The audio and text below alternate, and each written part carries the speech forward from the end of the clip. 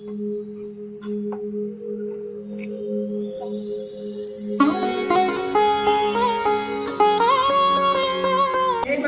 તો આપણે આજે પૂનમ છે તો આપણે પૂનમની લાપસી ધરતા હોય તો આપણે સાવનમાંની લાપસી બનાવીને લાપસી ધરવાની છે. આપણે ચોટીલા જઈએ તો પેલા સાવનમાંની લાપસી આપણે પ્રસાદીમાં આપે છે, તો આપણે લાપસી બનાવશું. કેવી રીતે બનાવવાની છે એની સાથે તમારી સાથે રેસીપી શેર કરીએ. તો આપણે આ જાડો લોટ ઘઉંનો કહેવાય અને એ લીધો છે, આ ગર લીધો છે, પાણી લીધું ને આ ઘી છે. ચોખા ઘીની અંદર આપણે બનાવવાની છે આજે લાપસી નવી રીતથી.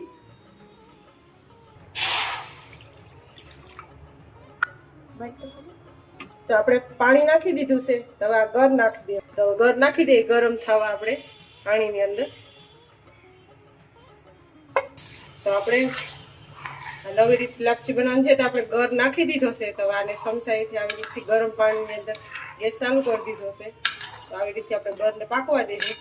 1 થી 2 મિનિટ ગર ઓગી જાય એટલે આપણે જાડો લોટ ઘઉંનો લીધો એ નાખી દેવું.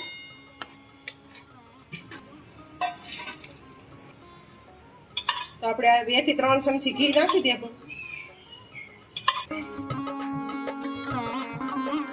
ઘી નાખી દઈએ અને આ પાણીની અંદર એટલે લાપસી એકદમ સૂટી સૂટી બનશે, સરસ બને. તો આપણે ઘીનું દેવાનું છે. સાવનમાં આપણે જવારવાની છે લાપસી, એટલે આપણે આવી રીતથી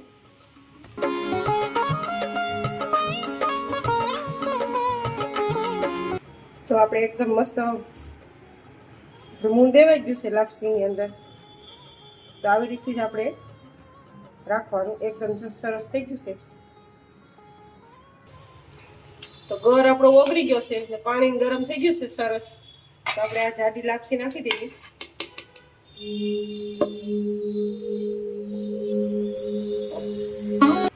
આપણે આવી રીતે ખાડા પાડી દેવું એકદમ મસ્ત. ધીમો ગેસ.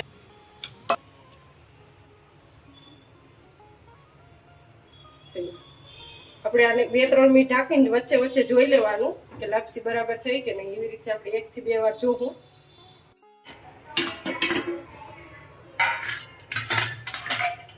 આવી રીતથી અને હલાવતું રહેવાનું.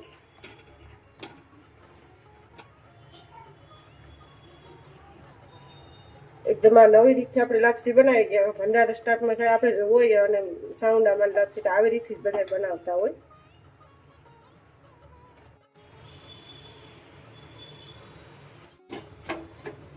આપણે ધીમા ગેસ ઉપર આને 10 મિનિટ આપણે પાકવા દેવાની છે લાપસીને. આવી રીતથી વેલણથી આપણે આમ છૂટી છૂટી કરતી જવાની એટલે મસ્ત છૂટી થઈ જાય સરસ. તો આપણે થાળીમાં કાઢી લઈએ. 10 મિનિટ થઈ ગઈ છે. ગેસ બંધ કરી દીધો. થાળીમાં કાઢી લીધી છે લાપસી.